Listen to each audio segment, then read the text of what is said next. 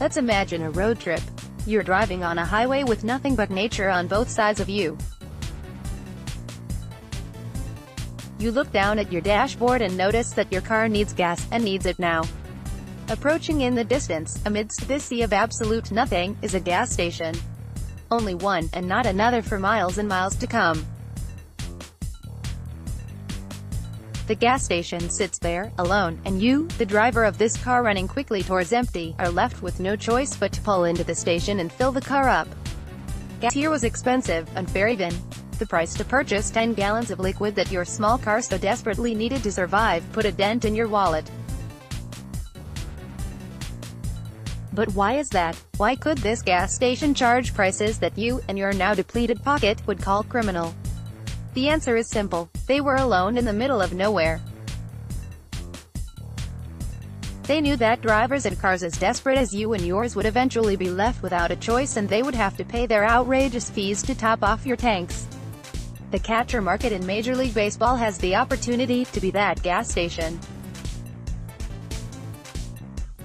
Filled with players performing well under the league average standards of offense, and sprinkled on top are catchers who perform well with a bat in their hands. The offensive performers are the gas stations in the middle of nowhere, and their teams have the ability to charge whatever prices they see fit. Insert Russell Martin. A 35-year-old catcher, soon to be 36, with a bat hitting below the Mendoza line and an ops well below 100 not just in 2018 but in the 2 seasons prior. Russell Martin falls under the majority category of Major League backstops. His bat is woeful, and his defense is outstanding.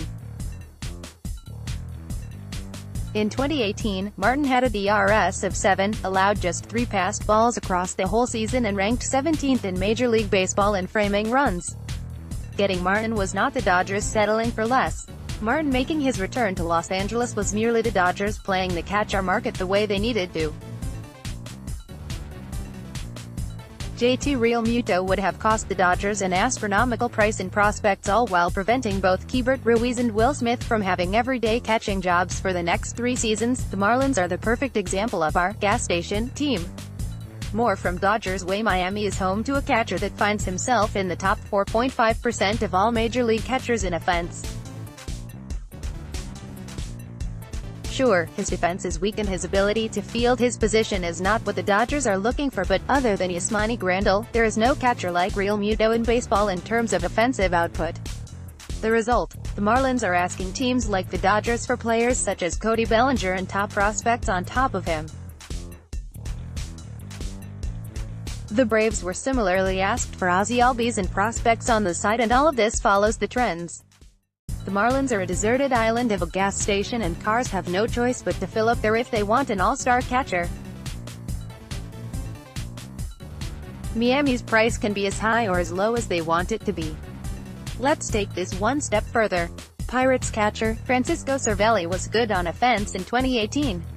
Good, and not a single adjective better than that. The 32-year-old caught just 94 games, and his defense was, by most standards, below average. Cervelli hit .259 with 12 home runs last season, and his ops was 123. This should not cost a team too much in a trade. Cervelli does not have the legs to be a 100-game catcher, and his offense is pretty good. 79% of Major League catchers had an ops below 100, and Cervelli beat it.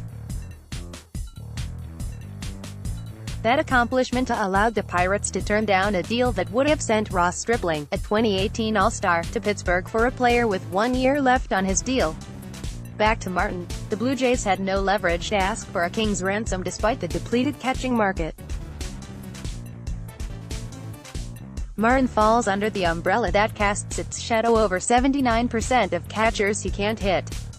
And when the Dodgers rang the Blue Jays and asked to acquire the 35-year-old former Dodger, the bar was set as low as it should have been. The Jays are paying $16.4 million of Martin's $20 million left on the deal, and the Dodgers traded 2 prospects that, in the long haul, won't make a dent on the system in their departures. The Dodgers played the market so they could have a veteran, defensive-minded catcher behind the dish, all while giving Austin Barnes an opportunity to redeem himself after a horrific 2018 campaign. Next, Dodgers revisionist history. 2018-19 offseason reimagined. The Dodgers were on their catching road trip when they traded for Russell Martin. Instead of driving on the desolate road with one gas station, they chose to drive in the city with stations at every corner. The price was low and it was right. Russell Martin is the solution to the Dodgers' 2019 catching problem.